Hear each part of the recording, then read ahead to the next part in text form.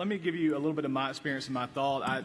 As we talk about the church's role in relating to community institutions, I think sometimes as a church I would even zoom in a little bit more narrower and begin to ask, as pastors and as Christians, how are we serving and teaching and leading those within our congregation who then have influence in the community institutions that they're a part of. So to me, it first begins with teaching.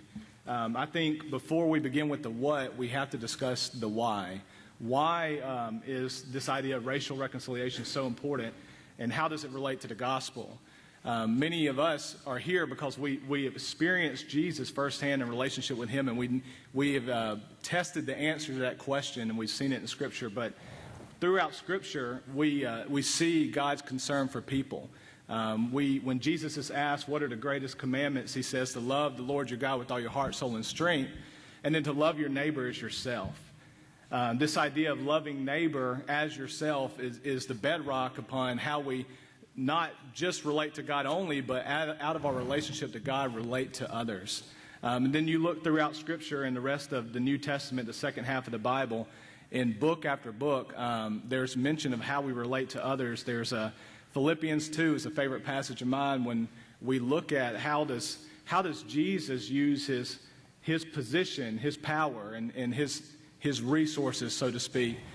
He uses them by laying Himself down and emptying Himself and giving Himself up for the other.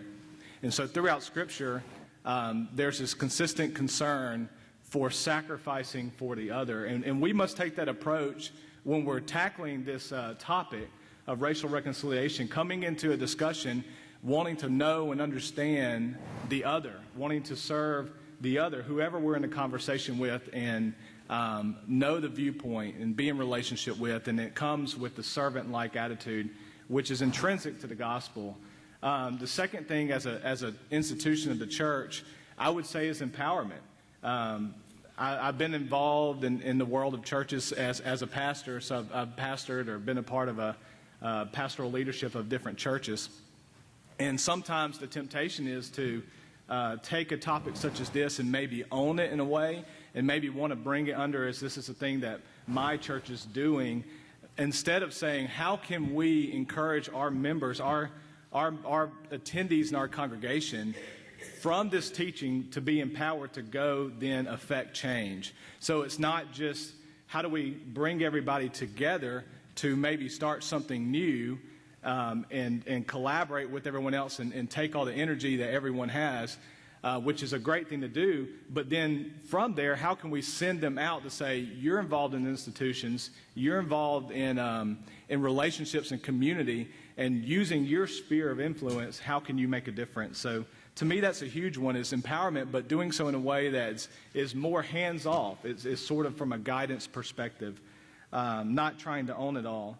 And that's a multiplication mindset in my perspective. So the third thing I'd say is just modeling. When we talk about churches, we want to be proactive. We don't want to be reactive.